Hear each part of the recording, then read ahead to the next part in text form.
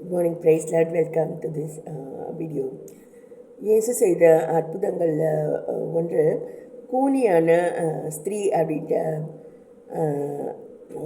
அவளை வந்து கூனியாக பிசாசு வந்து கட்டி வச்சு இருந்தானா. கத்தர் வந்து அந்த பிசாசை ஓட்டின உடனே அவள் நிமிர்ந்தாள் அப்படி சொல்லிட்டு இருக்க ஒரு அற்புதம். அதுபோல் நமக்கு நிறைய கட்டுகள் இருக்குது. உதாரணத்துக்கு பார்த்திங்கன்னா, ஸ்திரீயை இச்சையோடு பார்க்கிறவன் விபசாரம் செய்கிறான் அப்படி ஒரு வசனம் இருக்கே இல்லையா. நான் அப்படி ஒரு கட்டப்பட்ட நிலைமைக்குள் ஒரு 16 இயர்ஸில் நான் போயிட்டேன். யூஸ்வலாக அந்தமாரி ஒரு அடாலசன்ட் ஏஜில் சாத்தான் நம்முடைய சிந்தனைகளை பாதிக்க கட்டி வைக்க முடியும். பெரியவங்க கூட அதுமாரி இருக்கிறத நான் பார்த்துருக்கேன். இவங்களுக்கு வந்து அப்படி பார்க்கக்கூடிய கட்டு வந்து சாத்தானுடைய கட்டு அப்படின்றது தெரியறது இல்லை.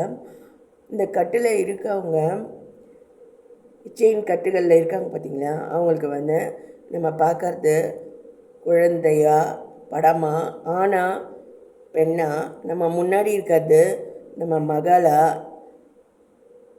அப்படின்னு ஆணுக்கும் பெண்ணுக்கும் யாருக்குமே அது தெரியறதில்ல. இது நான் ஒரு ஸ்டடியாக நான் பண்ணியிருக்கேன்.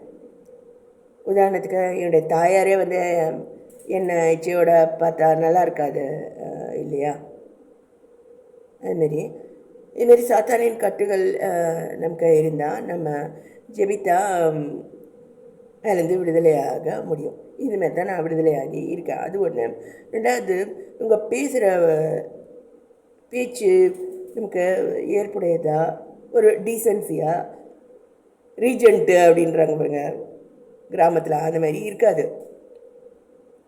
அல்லது நமக்கு முன்னாடி பொலைட்டாக பேசினாலும் நம்ம பற்றி அவங்க கொண்டிருக்கிற எண்ணங்கள் சிந்தனைகள் வந்து டீசெண்டாக இருக்கிறது இல்லை.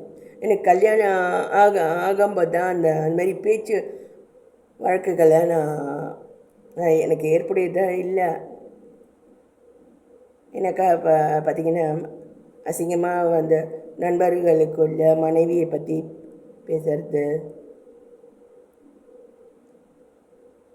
ஒன் பாத்ரூம் போயிட்டா அப்படிங்கிறது, நல்லா வந்து நண்பர்களுக்குள்ள நம்மளை பற்றி பேசுகிறாங்க. ஆனால் வந்து ஒரு சினிமாவில் சொல்கிறான், மாப்பிள்ளையை வந்து ஒய்ஃபை வந்து படம் வரைஞ்சி காட்டுறாப்புல.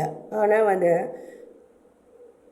மற்றவங்கக்கிட்ட என்ன என்னுடைய மனைவி என்ன இன்னொருத்தர் பார்க்க முடியாத அளவுக்கு அப்படியா இருக்கா அவள் அப்படி சொல்லி இதெல்லாம் வந்து நார்மலாக பேசுகிறாங்க. பேச்சு வழக்குகள் இவ்வளோ கேவலமாக மாதிரி பேசுகிறாங்க. நான் அப்படின்னு நினைக்கிறேன். அதுமாரி பேசுறது வந்து ஒரு நல்ல சொசைட்டிக்கு வழி வகுக்காது அப்படின்னு நான் நினைக்கிறேன். செக்ஷுவல் அப்படின்னா வந்து அது வந்து சில்ட்ரன், குடும்பம் அப்படின்றவ தான் எங்கள் வீட்டில் நாங்கள் வளர்ந்துருக்கோம், பார்த்துருக்கோம். அனாவசியமாக வீண் வார்த்தைகளை பேசுகிறது, இன்டீசெண்டாக நடந்துக்கிறது, அது வந்து சமாதான குலைச்சல்கள், சந்தோஷம் இல்லாத குடும்பங்களுக்கு தான் வழி வகுக்குது. கடைசியில் நம்பிட்டேன், அது ஒரு பிக்ஸ்டை பண்ணி கொடுத்தேன் அப்படின்னு சொன்னால் நல்லாவா இருக்குது. ஸோ எப்பயுமே அந்த கிறிஸ்து வந்து நற்கீர்த்தியிலும் கற்பிலும் அதில் வந்து நம்முடைய சிந்தனைகள் காணப்படணும் அப்படின்னு சொல்கிறாரு. அதுபோல் நற்கீர்த்தி அப்படின்னா அந்த good name. So nobody wants a bad name. So if you go for bad company you will get a bad name. இதெல்லாம் வந்து கிறிஸ்து சொன்ன காமன் சென்ஸ் பாடங்களில் ஒன்று.